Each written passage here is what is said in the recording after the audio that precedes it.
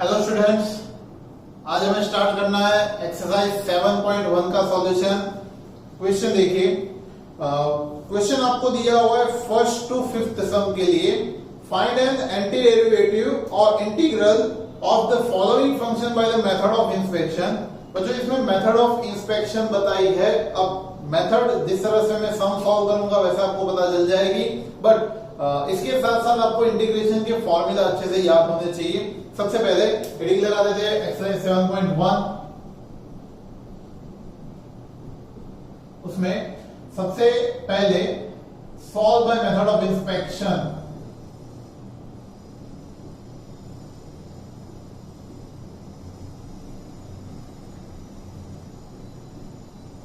हमने last lecture में जो डिफरेंशिएशन का एंटी डेरिवेटिव करके जो इंटीग्रेशन फाइंड किया था उस तरह के सम है। सबसे पहला उसमें क्वेश्चन दिया है sin 2x। First number is sin 2x। अब मेथड ऑफ इंस्पेक्शन से करना है, मतलब कि यहां पे आपको कहीं पे इंटीग्रेशन की साइन यूज नहीं करनी, पहली बात। दूसरी बात कि आपको जो भी फंक्शन दिया है उसका आपको एंटी डेरिवेटिव करना है। अब anti derivative method of inspection से करने के लिए मेथड ये है कि आपको ये सोचना है कि हमें जो गिवन फंक्शन है वो फंक्शन किसका डिफरेंशिएशन है। आपको क्या सोचना है, थोड़ा सा उल्टा सोचना है कि ये किसका डिफरेंशिएशन होता है, साइन किसका डिफरेंशिएशन होता है। तो हम सोच सकते हैं कि कॉस का, भले ही माइनस साइन 2x होता है, बट हम ऐसा सोच सकते हैं कि कॉस का डिफरेंशिएशन साइन फॉर्म में आता है। तो हम इसको इस फॉर्म में लिखेंगे d by D X of cos, function हमारा 2x है तो 2x इक्वल्स टू ये हो जाएगा कॉस का हो जाएगा माइनस साइन 2x, इसका कॉस का माइनस साइन 2x और 2x का फिर से हम 2 लगाते हैं, 2 साइन 2x। बट हमारे पास ओनली साइन x होना, साइन 2x होना चाहिए, तो साइन 2x को हमें सब्जेक्ट बनाना पड़ेगा। इसमें से हमें ओनली साइन 2x को सब्जेक्ट बनाना पड़ेगा। तो क्या करना पड़ेगा, ये जो -2 है वो भेजना पड़ेगा इसके डिनोमिनेटर। तो यहां हमारे पास हो जाएगा, ये साइन हमें चेंज नहीं करनी है, D by D X of -1/2, क्योंकि ये 2 आ गया, cos 2x equal to sign 2x। तो साइन 2x जो हमारा क्वेश्चन था उसका एंटी डेरिवेटिव ये मिला है हमें। तो हमारा आंसर होगा, हमें जो एंटी डेरिवेटिव फाइंड करना था वो आंसर होगा -1/2 cos 2x is our answer. ठीक है, बस ऐसा ही करना है आपको। ये होती है मेथड ऑफ इंस्पेक्शन, मतलब कि आपको ये सोचना है कि हमारा जो गिवन फंक्शन है वो किसका डिफरेंशिएशन है, उसके ऊपर से आपको उसका इंटीग्रेशन फाइंड करना है। Next is cos 3x, second is cos 3x। तो आपको ये सोचना है कि cos किसका डिफरेंशिएशन होता है। तो पता है साइन का है तो d by D X of sine 3x, sine 3x का डिफरेंशिएशन होता है cos 3x, बट 3x का फिर से हम लिखते हैं 3 मल्टीप्लीकेशन में। अब हमारे पास तो cos 3x ही होना चाहिए, तो हम ये 3 भेज देंगे इसके डिनोमिनेटर में। तो ये हो जाएगा d by D X of 1/3 sine 3x equals to ये आएगा cos 3x। ठीक है, आफ्टर इसका आंसर हमें मिल चुका है क्या, cos 3x हमारे फंक्शन का एंटी डेरिवेटिव होता है 1/3 साइन 3x। ठीक है, next is third number e raised to 2x। Third number is e raised to 2x। आपको ये सोचना है e raised to 2x किसका डिफरेंशिएशन होता है। तो डायरेक्ट हम लिख सकते हैं d by D X of e raised to 2x, e raised to 2x का ही होता है, e raised to x का e raised to x होता है इसलिए। अब e raised to 2x का डिफरेंशिएशन हम 2 e raised to 2x कर सकते हैं। ठीक है ना। अब यहां पे 2 e raised to 2x, तो मतलब हमारे पास तो e raised to 2x he right hand side होना चाहिए, तो ये 2 को भेज देंगे हम नीचे। तो यहां पे मिलेगा d by D X of 2 इसके डिनोमिनेटर में आ जाएगा, तो e raised to 2x divide by 2 equals to e raised to 2x। तो तो इसका आंसर हमें मिलेगा, आंसर इसका होगा e raised to 1/2 e raised to 2x, 1/2 e raised to 2x. Now fourth one is ax plus b whole square. ax plus b whole square. ax plus b whole square कब differentiation में आता है? जब आप d by dx of ax plus b का whole cube करोगे, whole cube का differentiation करोगे तब मिलेगा, क्योंकि पावर आगे आएगी, पावर कम होगी, तो इसकी पावर हम आगे ले तो ये आएगा 3 ax plus b का आएगा होल स्क्वायर। अब ये जो होल स्क्वायर हमें मिल रहा है, ये जो ब्रैकेट है उसका फिर से हमें करना पड़ेगा इनटू a, बट हमें तो खाली इतना ही टर्म चाहिए, कितना? ax plus b का होल स्क्वायर। तो ये 3a को हम भेज देंगे डिनोमिनेटर में, तो यहां पे मिलने वाला है d by dx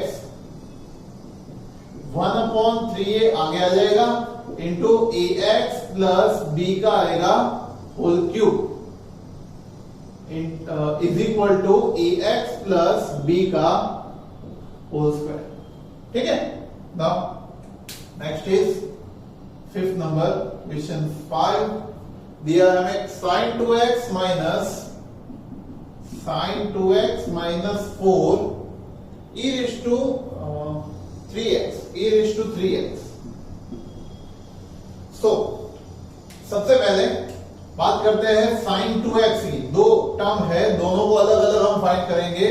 तो सबसे पहले बात करते हैं sin 2x की। तो d by dx of cos 2x का डिफरेंशिएशन होता है -2 sin 2x। अब इसमें हमें sin 2x चाहिए, तो हम क्या करेंगे? -2 को नीचे भेजेंगे, d by dx of -1/2 cos 2x equal to sin 2x। ठीक है, ये मिल गया इक्वेशन 1। इसके बाद 4 e raised to 3x लाने के लिए हम करेंगे d by dx of e raised to 3x का डिफरेंशिएशन, जैसे हमने आगे किया हुआ है। तो e raised to 3x का होता है 3 e raised to 3x, हमारे पास only -4 e raised to 3x होने चाहिए, तो पहले तो 3 को हम नीचे भेज दें, तो ये होगा d by dx of 1/3 e raised to 3x equals to e raised to 3x। अब क्या करेंगे? -4 से मल्टीप्लाई दोनों साइड कर देंगे, क्योंकि ये -4 होना चाहिए, तो इसको भी -4 से मल्टीप्लाई करें, तो d by dx of -4/3 e raised to 3x equals to -4 e raised to 3x। अब दोनों के राइट हैंड साइड का अगर समेशन हम करते हैं sin 2x -4 e raised to 3x, तो इसका एंटी डेरिवेटिव हमें आंसर में क्या मिलने वाला है? एक होगा -1/2 cos 2x and -4/3 e raised to 3x। That is the answer. Okay, तो इस तरह से 1 to 5th सम में हमें anti derivative bye inspection method पूछा हुआ था, तो इंस्पेक्शन मेथड इस तरह से सॉल्व हो सकती है। अब नेक्स्ट हमें एक रूल पढ़ना है। हमें पता है कि integration of f of x dx अगर g of x होता है तो हम लिखते हैं प्लस c, बट अगर integration f of ax plus b के फॉर्म में अगर हमें दिया है, याद रखना इंटीग्रेशन में x के साथ अगर कोई कोफिशिएंट दिया है तो आपको उसका integration g of ax plus b तो करना ही है। उसका इंटीग्रेशन जिस तरह से, जो फॉर्मूला से हम करते हैं वही फॉर्मूला से, जो फॉर्मूला हमने याद रखे हुए वही फॉर्मूला से इसका इंटीग्रेशन होगा। But after integration we have to divide that integral with the coefficient of x। समझ में आया क्या किया? आपको इंटीग्रेशन करने के बाद जो भी इंटीग्रल मिलता है उसको आपको x के कोफिशिएंट से डिवाइड कर देना है। मतलब x का कोफिशिएंट यहां पे क्या दिख रहा है? a, तो a से हम उसको डिवाइड कर देंगे। ठीक है, और कांस्टेंट तो रहने ही वाला है प्लस c। अब जैसे जैसे ये सम में यूज करेंगे तो ज्यादा क्लियर होता जाएगा। 6 नंबर का सम देखिए। अब इसके बाद जितने भी है उसमें इंटीग्रल्स फाइंड करने 6 to 20 में। तो सबसे पहले 6 नंबर का सम 4e3x plus 1 integration of 4e3x plus 1 into dx। Now integration में अगर एडिशन फॉर्म में अगर इंटीग्रेशन दिया, इंटीग्रेशन में अगर फंक्शन एडिशन फॉर्म में दिया है तो सबको सेपरेटली हम इंटीग्रेशन दे सकते हैं। मतलब कि हम ऐसा कर सकते हैं कि इंटीग्रेशन ऑफ 4e3x और dx उसके साथ एक वेरिएबल रहने वाला है plus integration of 1 into dx। अब 4 यहां पे अगर इंटीग्रेशन में कोई कांस्टेंट्स आपको दिख रहे हैं तो वो इंटीग्रेशन से बाहर हम ले सकते हैं। तो यहां पे इंटीग्रेशन बाहर निकल जाएगा 4 और बचने वाला है e3x into dx plus integration of 1 into dx। और हो सके तब तक सारे इंटीग्रेशन के फॉर्मूला एक साथ एक ही स्टेप में अप्लाई करें तो ज्यादा बेटर रहेगा। सो e3x हमारे पास फॉर्मूला e(x) का है। सो e(ax) जैसा फॉर्म हुआ ये, तो हम क्या करेंगे e(x) का इंटीग्रेशन e(x) ही होने वाला है। ये 4 हम एज इट इज लिखते हैं। e3x का इंटीग्रेशन हम e3x ही करेंगे, बट x का जो कोफिशिएंट है 3 उससे हम इसको डिवाइड करेंगे बिकॉज ये रूल है इसलिए। और प्लस 1 का इंटीग्रेशन x वेरिएबल में हम करेंगे x। और इसका हमें पढ़ा था कि इंटीग्रेशन जब भी कोई फॉर्मूला अप्लाई करे तब कोई कांस्टेंट लगाना होता है। तो सपोज करें कि हम इसके कांस्टेंट को c1 बोल दें, इसके कांस्टेंट को c2 बोल दें, तो ये दोनों के कंबाइंड कांस्टेंट हम लास्ट में अप्लाई करेंगे यहां पे प्लस c। ठीक है। सो इंटीग्रेशन में एक चीज आसान हो जाती है कि सबके कोफिशिएंट अलग से लिखने की कोई जरूरत नहीं है। आप सबको कंबाइन करके कांस्टेंट c लिख सकते हो। या c में सब कुछ आ गया, इसका भी कांस्टेंट आ गया, इसका भी कांस्टेंट आ गया। ठीक है। सो पूरा इंटीग्रेशन खत्म होने के बाद ये कांस्टेंट लिखना जरूरी है अगर इनडिफाइनाइट इंटीग्रेशन है तो। ठीक है। अगर ये c नहीं लिखते हो तो इसके मार्क कटेंगे आपके, याद रखिएगा। ये c अगर नहीं लिखा आपने तो इसके आपको मार्क कटेंगे। नेक्स्ट इज 7 नंबर क्वेश्चन को दिया है x² into 1 minus 1 upon x²। Integration of x² bracket 1 minus 1 upon x² dx। 1 minus 1 upon x² dx। तो सबसे पहले ये ब्रैकेट हमें ओपन करना पड़ेगा, मतलब मल्टीप्लिकेशन करना पड़ेगा। तो ये x² 1 के साथ मल्टीप्लाई होके x² बनाएंगे और x² into x² एक दूसरे के साथ कट हो जाएंगे, बनेगा ये कट होके यहाँ पे 1 बचेगा, इंटू आएगा x² इंटू dx। अब हर बार हमें ऐसा जरूरी नहीं है कि सबको अलग से इंटीग्रेशन दे, स्टेप बढ़ाए, ऐसा जरूरी नहीं है। अगर आपको पता चल गया है कि इसका इंटीग्रेशन लिखना है, इसका इंटीग्रेशन लिखना है, तो आप डायरेक्ट इंटीग्रेशन अप्लाई कर सकते हो। ठीक है। तो x² का इंटीग्रेशन पता है, x की एक पावर बढ़ेगी ना, 2 की 3 होगी और अपॉन में आएगी नीचे 3। क्यों? क्योंकि आप चेक करो x² का मैं इंटीग्रेशन करता हूं तो x² की 2 plus 1 अपॉन 2 plus 1 plus 3 करना है ना, क्योंकि x रेज़ टू n होता है तो होता है x raise to n plus 1 upon n plus 1। ठीक है ना। सो n हमारी 2 है तो मैंने डायरेक्टली यहां पे लिख दिया है जो पावर हम इसकी पावर में रखते हैं वही टर्म हमें डिनोमिनेटर में रख देना है। बाद में 1 का इंटीग्रेशन हम x करते हैं तो माइनस x प्लस में आएगा c।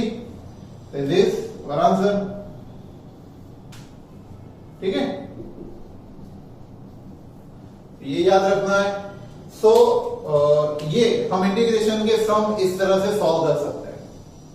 आगे करें उसके पहले वीडियो पॉज करके नोट डाउन कर लीजिए।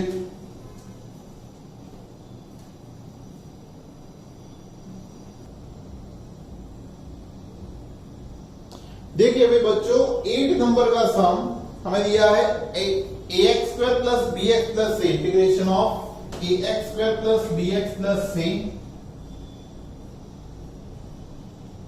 ax square plus bx plus c bracket into dx दिया है। तो मेथड के हिसाब से हम जाएंगे, जो भी कांस्टेंट है उसको सबसे पहले बाहर निकाल लेंगे। तो यहाँ पे a बाहर निकलेगा, इंटीग्रेशन में बचेगा x square dx।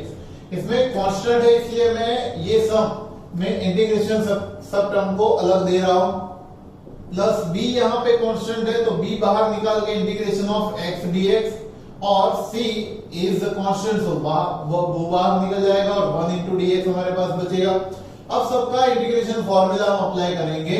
So a as it is रहेगा, x स्क्वायर का इंटीग्रेशन होता है x क्यूब अपॉन 3, मतलब कि पता है ना अभी हमने किया, एक पावर बढ़ेगी 2 plus 1 3 और नीचे भी 3 आएगा। वैसे ही b x का इंटीग्रेशन, x की अभी 1 पावर है तो हम 1 पावर और बढ़ाएंगे, सो 1 plus 1 ये हो जाएगा 2 पावर और डिनोमिनेटर में आएगा 2, प्लस c और 1 का इंटीग्रेशन होता है x और कांस्टेंट लास्ट में c रहेगा। अब ये c तो कांस्टेंट, ये जो इंटीग्रेशन में दिया है वो है, और ये जो c है वो इंटीग्रेटिंग कांस्टेंट है जो हम हर बार अप्लाई करते हैं, ये कैपिटल C। ठीक है, so this is the answer. Okay, next is 9 number, 2x square plus e raised to x dx। 2x square plus e raised to x dx, हर एक टर्म को हम इंटीग्रेशन अप्लाई करें, कांस्टेंट बाहर निकाल दें, तो ये 2 निकल जाएगा बाहर, तो ये 2 बाहर, integration of x square dx plus e raise to x dx। तो ये 2 x स्क्वायर का इंटीग्रेशन कर देंगे x cube upon 3 plus e raise to x का इंटीग्रेशन कर देंगे e raise to x plus आएगा c। अब x क्यूब अपॉन 3, इसको अगर हम कंबाइन लिखना चाहते हैं तो लिख सकते हैं 2/3x cube plus e raise to x plus c, this is the answer. ठीक है, यहां पे ये आंसर था। याद रखना आपको, इंटीग्रेशन नॉर्मल जो हमने फॉर्मूला याद रखे वही अप्लाई कर रहे हैं। Next is root X minus 1 upon root X whole square, integration of root X minus 1 upon root X whole square into D. सबसे पहले ये जो root X and 1 minus root X का होल स्क्वायर है उसको ओपन करते हैं।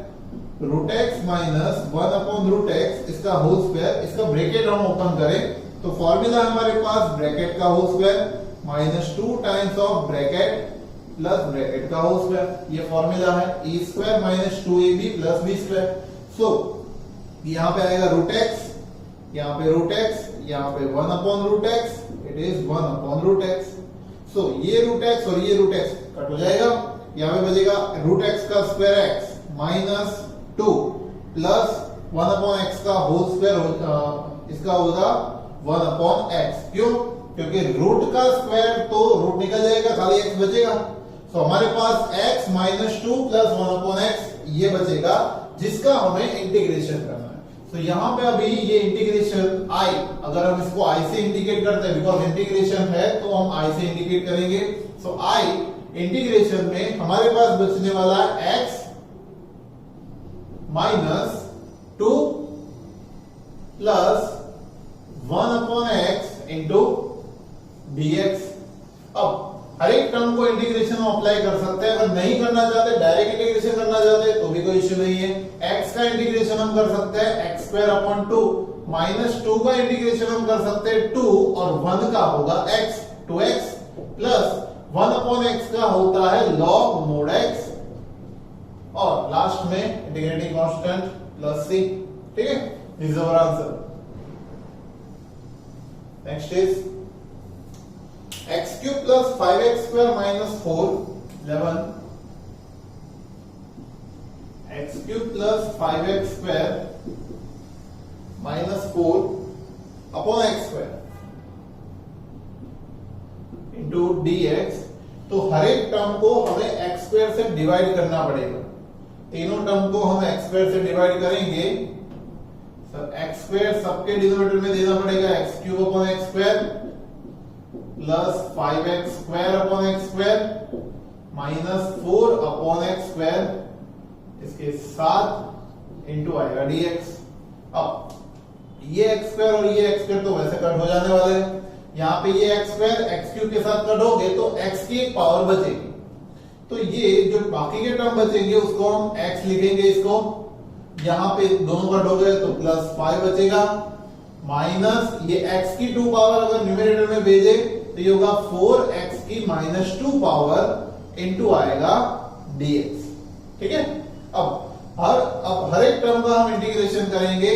x का इंटीग्रेशन होगा x की 2 power upon 2 because 1 power already है यहाँ पे, उसमें एक पावर ऐड होगी 1 plus 1 divide by 1 plus 1 is 2। और 5 का इंटीग्रेशन होगा 5x minus 4 as it is, x raise to minus 2 का इंटीग्रेशन है minus 2 plus 1 upon minus 2 plus 1 और लास्ट में इंटीग्रेटिंग कांस्टेंट से। अब ये क्या किया, तो x रेज टू n का फॉर्मूला हमने अप्लाई किया because x raise to n, तो x raise to n plus 1 upon n plus 1। अब माइनस 2 प्लस 1 क्या होता है माइनस 1, तो ये माइनस 1 अपॉन माइनस 1 हो जाएंगे। तो हम लिख सकते हैं x square upon 2 plus 5x minus 4 into x raise to minus 1 upon minus 1 plus c।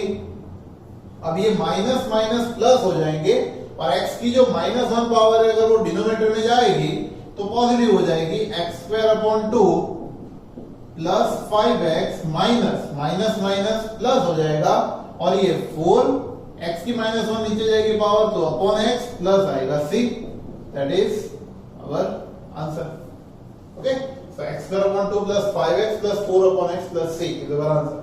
Next is 12 number, x cube plus 3x plus 4 upon root x।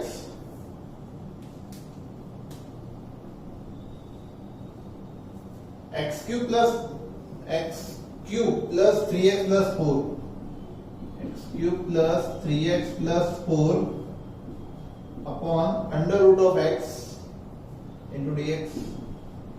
Okay, अब ये डिनोमिनेटर में x का रूट दैट मींस कि x की 1/2 power दी हुई है, तो हर एक के डिनोमिनेटर में हम x की 1/2 पावर अप्लाई कर देंगे तो हमारे पास बचने वाला है integration x cube upon root x को मैं अभी लिखने वाला हूं x raise to 1/2, so it is x raise to 1/2 plus 3 x की x upon x raise to 1/2 plus 4 upon x raise to 1/2 into मिलेगा dx।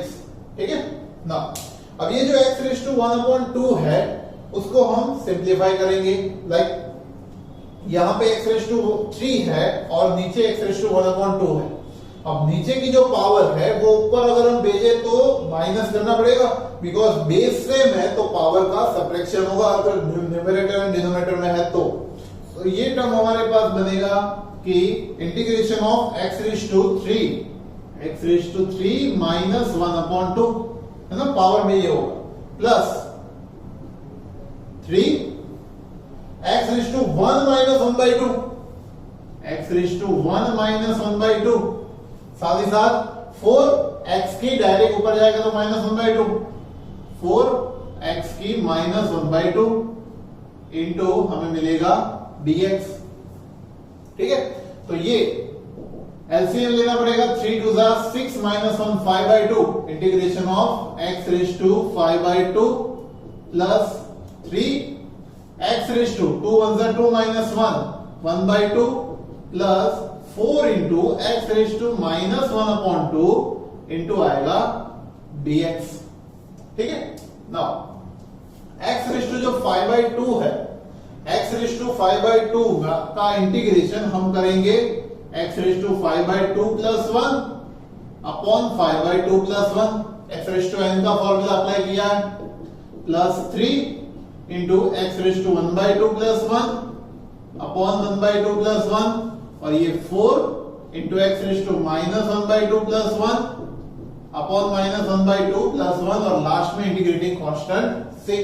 अब इसका सेम ले ले, सो 5/2 प्लस 1 2 1 2 5 प्लस 2 7/2 मिलेगा हमें x raise to 7/2 upon 7/2 plus 3 x raise to 3/2 1/2 plus 1 LCM लेके check कर लो और upon 3/2 plus 4 x raise to 1 minus 1/2 is 1/2 upon 1/2 last में आएगा प्लस ये 3 खाली काट हो गए, इसके अलावा कुछ कट नहीं होगा और ये डिनोमिनेटर के डिनोमिनेटर को ऊपर भेज दे तो ये बनेगा 2/7 x रेज टू 7/2 हमने आगे ले लिया कांस्टेंट, ये भी हम आगे ले लेंगे तो ये 2 हो जाएगा ओनली x रेज टू 3/2, ये 2 4 8 हो जाएगा x रेज टू 1/2 आएगा plus c। This is the answer. ठीक है, ये मेथड है। तो ओनली हमने जो फॉर्मूला अभी तक जो बेसिक्स याद रखे हुए उसके ऊपर से ही हम कर रहे हैं, कुछ नया नहीं कर रहे। ठीक है, नेक्स्ट इज 13 नंबर। 13 नंबर में देखिए x cube minus x square plus x cube minus x square plus x minus 1 plus x minus 1 upon में आएगा x माइनस 1 इंटू dx। अब देखो बच्चों, ये जो सम दिया है मैं इसको दो मेथड से करवाऊंगा क्योंकि आपको दोनों मेथड याद रखनी चाहिए। जनरली जो क्यूब वाले टर्म्स होते हैं पॉलिनोमियल्स, उसमें जैसे कि मैं ये पॉलिनोमियल लिख रहा हूं x cube minus x square plus x minus 1, इसका मैं इजीली फैक्टर निकाल सकता हूं। यहाँ पे ये दो टर्म और ये दो टर्म, इसमें से मैं एक्स स्क्वायर कॉमन निकालू बचेगा x माइनस 1, यहां से 1 कॉमन निकालू बचेगा x माइनस 1, तो x माइनस 1 कॉमन निकाल के x माइनस 1 और x स्क्वायर प्लस 1 हमारे पास इतना होने वाला है, ये हम कर सकते हैं। बट ये खाली हम इसी सम में कर सकते हैं, इसके अलावा क्यूब की कोई दूसरी पॉलिनोमियल दी होती है जिसमें से x माइनस 1 फैक्टर कॉमन नहीं निकलता है, तब आपको क्या करना है। तो वो केस में हम क्या करेंगे कि न्यूमरेटर की जो पॉलिनोमियल होती है, जैसे कि ये x cube minus x square plus x minus 1 को डिनोमिनेटर की पॉलिनोमियल से डिवाइड करना है। पॉलिनोमियल के डिविजन्स जो आप लोग सीख के आए हो वो इसमें अप्लाई करने हैं, खाली ये केस जब भी होते हैं तब। सो इसमें फर्स्ट टर्म को सेम बनाने के लिए एक्स स्क्वायर से मल्टीप्लाई करेंगे, तो होगा x cube minus x square, यहां पे दोनों टर्म कट हो जाएंगे और हमारे पास ओनली बचने वाला है x माइनस 1, तो ये डायरेक्ट प्लस 1 से मल्टीप्लाई होगा तो x माइनस 1, तो ये दोनों कट हो जाएंगे बचेगा 0। तो वैसे भी हमारे पास x स्क्वायर प्लस 1 और x माइनस 1 ही आने वाला है। बट अगर ये x माइनस 1 ब्रैकेट कॉमन नहीं निकल रहा है, वैसे केस में आपको यहाँ पे कुछ डिविजन्स मिलेगा। ठीक है, तो ये सम को हो सके तब तक डिवीजन से आप सॉल्व करोगे तो आपके लिए अच्छा रहेगा। दैट मींस कि ये जो पॉलिनोमियल है हम उसको इस तरह से लिख सकते हैं, फैक्टर निकाल लें इन शॉर्ट में। तो यहां पे हम x minus 1 into x square plus 1 upon में आएगा x minus 1 into dx, x minus 1 को कट कर दे बचेगा x square plus 1 into dx। x square का इंटीग्रेशन होता है x क्यूब अपॉन 3, 1 का इंटीग्रेशन होता है x और लास्ट में plus c, that is the answer. ठीक है, तो ये हम 13 सम में कर सकते हैं। वीडियो पॉज करके अभी नोट डाउन कर लीजिए।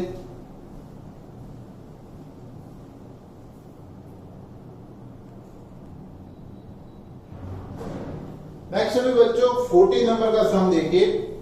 क्वेश्चन दिया है 1 minus x into root x. 14 is integration of 1 minus x into root x into dx. 1 minus x into root x into dx. अब जैसे इसके जैसा ही एक और सम आगे भी कर चुके हैं। अब इसमें रूट एक्स जो दिया है वो हम x की 1/2 पावर हम लिख सकते हैं इसको। सो ये होगा integration of 1 minus x into ये हो जाएगा x raise to 1/2 into dx। अब x रेज टू 1/2 जब 1 के साथ मल्टीप्लाई होगा तो ये हो जाएगा क्या, x raise to 1/2 minus x की 1 पावर ऑलरेडी है उसके साथ 1/2 मल्टीप्लाई होने वाली, तो ये 1 प्लस 1/2 हो जाएगा इंटीग्रेशन इंटू आएगा dx। तो ये होगा x raise to 1/2 minus x raise to 1 plus 1/2 LCM लेंगे तो आएगा 3/2 into dx। Now x raise to 1/2 का इंटीग्रेशन हम कर सकते हैं x raise to 1/2 plus 1 upon 1/2 plus 1 minus x raise to 3/2 plus 1 upon 3/2 plus 1 plus आएगा c, है ना इंटीग्रेटिंग कांस्टेंट। जब आप याद रखना जब इंटीग्रेशन की साइन यहां पे रिमूव होती है तभी आपको कांस्टेंट c लगाना रहता। अब x की 1/2 प्लस 1 2 1 2 प्लस 1 होता है 3/2, तो ये हो जाएगा x raise to 3/2 upon 3/2 minus x raise to 3/2 plus 1 2 1 2 plus 3 5/2 upon 5/2 plus c।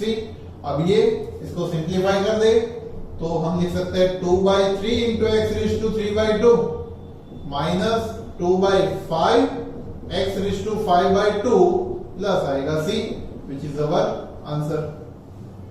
Okay, next is 15 number का सम है। क्वेश्चन में यहां पे लिख रहा हूं root x 3x square plus 2x plus 3 root x 3x square plus 2x plus 3 into dx।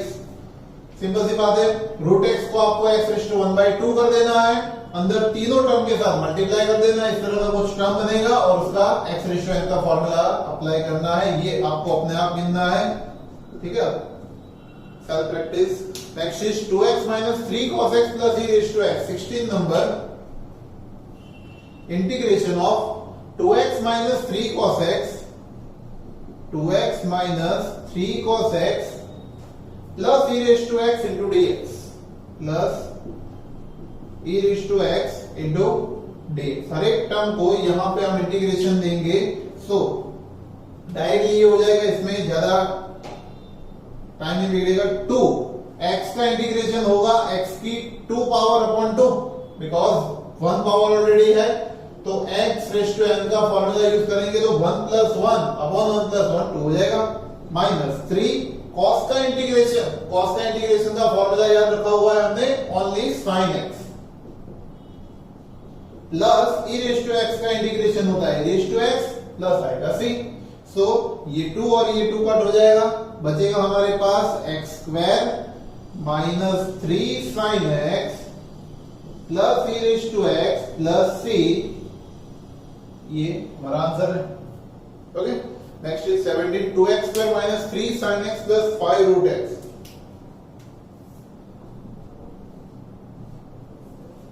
To x square minus 3 sin x 2x square minus 3 sin x plus 5 root x dx 5 into root x into dx।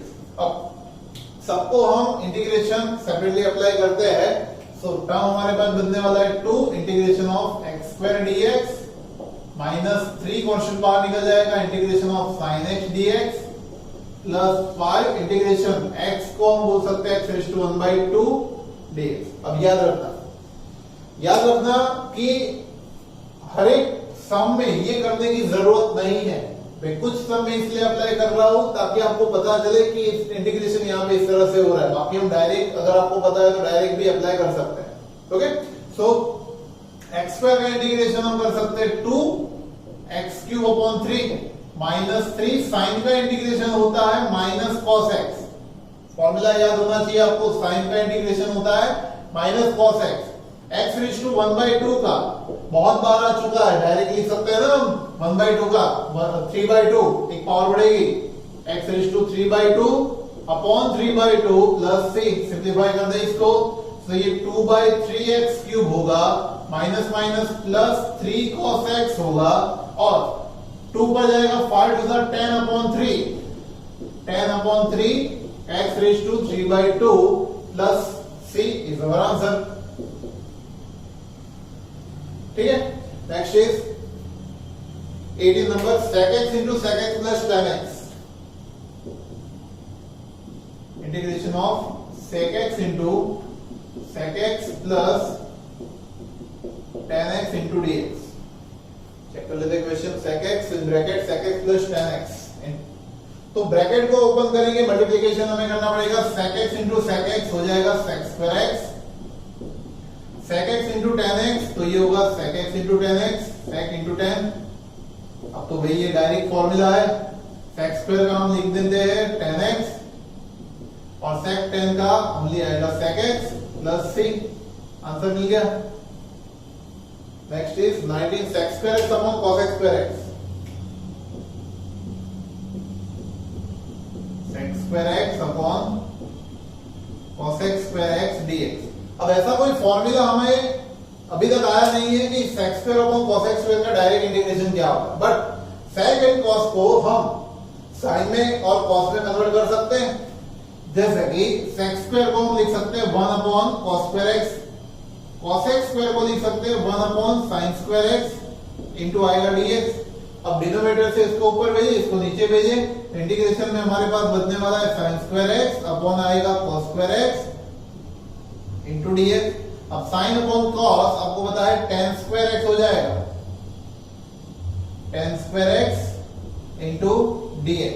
अब tan square का भी direct integration का तो कोई formula ही नहीं है, तो tan square की हम आइडेंटिटी यूज कर सकते हैं। आइडेंटिटी मिलेगी sec square x minus 1 into dx, है ना। sec square theta minus tan square theta 1 होता है, वो आइडेंटिटी हमने यूज की। तो sec स्क्वायर का इंटीग्रेशन हो जाएगा tan x, 1 का इंटीग्रेशन हो जाएगा x प्लस c, ये हमारा आंसर मिलेगा। ठीक है। Next is 2 minus 3 sin x upon cos square x, 20 number. 2 minus 3 sin x upon cos square x, 2 minus 3 sin x upon cos square x dx।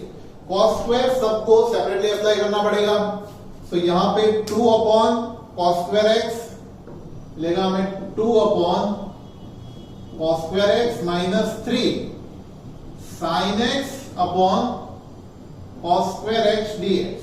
अब देखो 1 अपॉन cos स्क्वायर, तो उसको हम sec स्क्वायर लिख सकते हैं जिसका हमारे पास डायरेक्ट इंटीग्रेशन फॉर्मूला है। बट इसको sin अपॉन cos स्क्वायर को, ये cos स्क्वायर को अगर हम स्प्लिट कर देते हैं तो ये दो पार्ट में डिवाइड हो जाएगा, cos इंटू cos। एक sin अपॉन cos tan बन जाएगा और एक 1 अपॉन cos को हम sec लिख सकते हैं। सो सिंपल तरीके से ये कन्वर्ट हो जाएगा 2 sec स्क्वायर x माइनस 3, ये होगा sec x into tan x into मिलेगा हमें dx। तो ये मिलेगा 2 sec स्क्वायर का होगा tan x minus sec tan का हो जाएगा 3 sec x प्लस आंसर आएगा c, ये हमारा आंसर मिल गया। ठीक है। तो 20 तक के सम 6 to 20 हमें इंटीग्रल्स फाइंड करने थे। 21 नंबर का एक एंटी डेरिवेटिव फाइंड करने का ऑप्शनल सम, मतलब कि एमसीक्यू वाला सम पूछा हुआ है, जो अभी तक हमने जितने एंटी डेरिवेटिव मतलब इंटीग्रेशन फाइंड किए उस तरह का सम है जो आप अपने आप कर सकते हो। एक 22 नंबर का जो सम है, 21 आपको अपने आप करना है। 22 नंबर का जो सम है वो आपको ऐसा दिया है, if d by dx of f of x, if d by dx of f of x equals to 4x cube minus 3 upon x raised to 4, 4x cube minus 3 upon x raised to 4, such that f of 2 equal to 0, such that f of 2 equal to 0, then f of x is, option दी है 4, then f of x is ऐसा दिया है, मतलब कि f of x find करना है। f of x का डिफरेंशिएशन ये हो रहा है, तो आप f of x ढूंढो। तो हमें पता है as per the definition of integration हम क्या कर सकते हैं कि अगर दोनों साइड हम इंटीग्रेशन करते हैं तो ये हमें f of x मिलने वाला है और ये इंटीग्रेशन हो जाएगा 4x cube minus 3 upon x raise to 4 into dx का। तो ये 4 कांस्टेंट बाहर निकल जाएगा, x क्यूब का इंटीग्रेशन माइनस 3 कांस्टेंट बाहर निकल जाएगा और नीचे बचेगा x raise to minus 4 into dx। अब x क्यूब का इंटीग्रेशन हमें पता है क्या होता है, तो f of x हमारे पास होने वाला है 4 into x raise to 4 upon 4 minus 3 x raise to -4 का होने वाला है -4 प्लस 1, तो ये मैं डायरेक्ट लिख रहा हूं x raise to -3 upon -3 plus 3, ये 3 कट हो गए, ये 4 कट हो गए, यहाँ पे x रेज टू 4 और x रेज ये माइनस माइनस प्लस हो जाएगा, x रेज टू -3 को हम लिख सकते हैं x raise to 3 plus c। अब ये कांस्टेंट हमें ऑप्शन जो भी दिए वहां पे कहीं पे c नहीं पूछा, दैट मींस कि हमें कोई कंडीशन जो दी है वो अप्लाई करनी पड़ेगी। f(2) 0 है, तो हम यहां पे लिख सकते हैं f(2) x जहां जहां है वहां पे 2 लिखे, सो ये 2 raise to 4 plus 1 upon 2 raise to 3 plus c। अब f(2) तो 0 है, सो 2 रेज टू 4 16 है, 1 upon 2 cube is 8 plus c। अब इसका एलसीएम लेना पड़ेगा, तो 0 इक्वल्स टू 16 8 जा 128, so 128 plus 1 upon 8 plus c, c की वैल्यू इधर भेज दे तो minus 129 upon 8। In short c की वैल्यू हमें मिल गई है, वो हम यहां पे अप्लाई कर सकते हैं f ऑफ x में। सो f ऑफ x हमें मिल गया अभी x raise to 4 plus 1 upon x cube, c की value minus 129 upon 8। This is the answer. अब ये चेक करो कौन सा ऑप्शन में दिया है, x cube plus 1 upon x cube minus 129 upon 8, A option first option ही है, तो ये ए ऑप्शन इसका आंसर होगा। ठीक है, इस तरह से अगर f ऑफ x ढूंढना पूछे तो भी हम ढूंढ सकते हैं। तो यहां पे ये एक्सरसाइज 7.1 हम कंप्लीट करते हैं, वीडियो पोस्ट करके नोट डाउन कर लीजिए।